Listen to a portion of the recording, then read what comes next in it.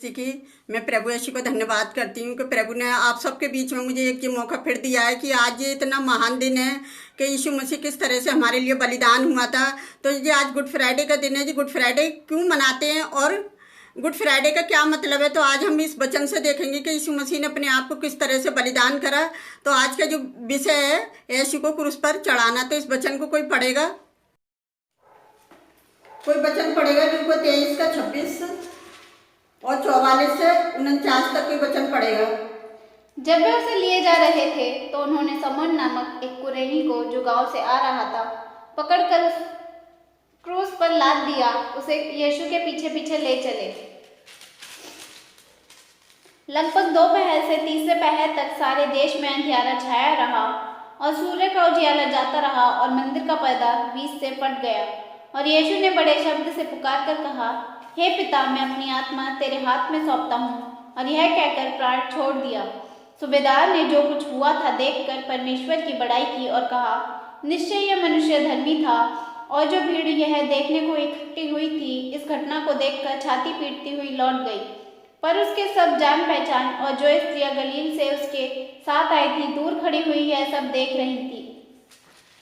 Hallelujah. ध्यान देख रहे हो कि यीशु मसीह ने किस तरह जब यीशु मसीह क्रूस पर चढ़ाए जा रहे थे, तो आज हम यीशु मसीह के जो 7 अंतिम वचन हैं, आज उन वचनों को देखेंगे हम। लूका 23 में पहली बारी है, 34 आयत में देखेंगे। तभी यीशु ने कहा, हे पिता, इन्हें क्षमा कर, क्योंकि ये नहीं जानते क्या कर रहे हैं। हालेलुया। और हम दूसरा वचन दूसरी बारी देखेंगे, लूका 23 का 43 में।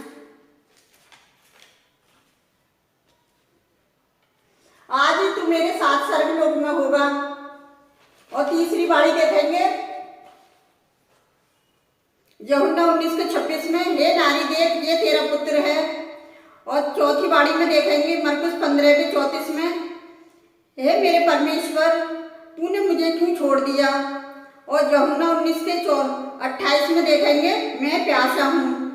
और छठी बारी देखेंगे, यूहन्ना 19 के 30 में, पूरा हुआ। और साथ में देखेंगे लूका 23 और 46 में, हे मेरे पिता, मैं अपनी आत्मा तेरे हाथों में सौंपता हूँ, ये कहकर प्राण छोड़ दिए। हालेलुया। कि परमेश्वर ने किस तरह से अपने बेटे को हम पापियों के लिए बलिदान दिया और वो सब कुछ पूरा कर दिया जो करने के लिए यीशु मसीह इस दुनिया में आए थे।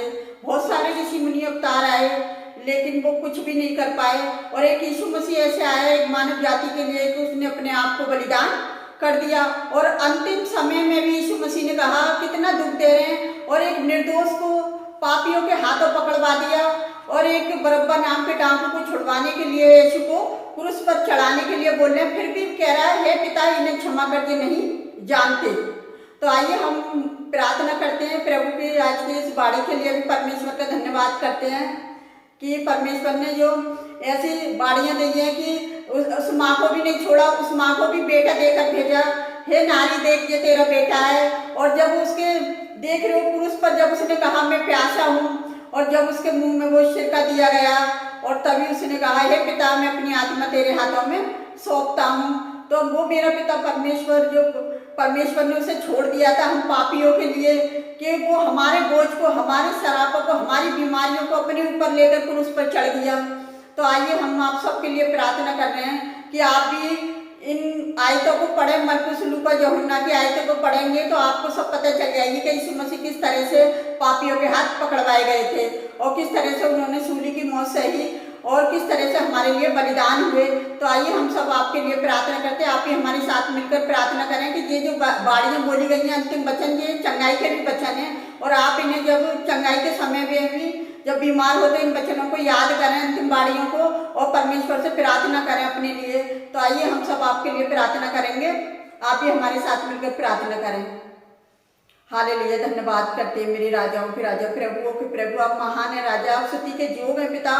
आपने अपने बेटे को सारी मानव जाति के लिए उस क्रूस पर बलिदान होने के लिए भेज दिया कि वो निर्दोष होने पर भी पिता उसने वो सूली की मौत सह ली और कह दिया, हे पिता, इन्हें क्षमा करके नहीं जानते कि ये क्या कर रहे हैं।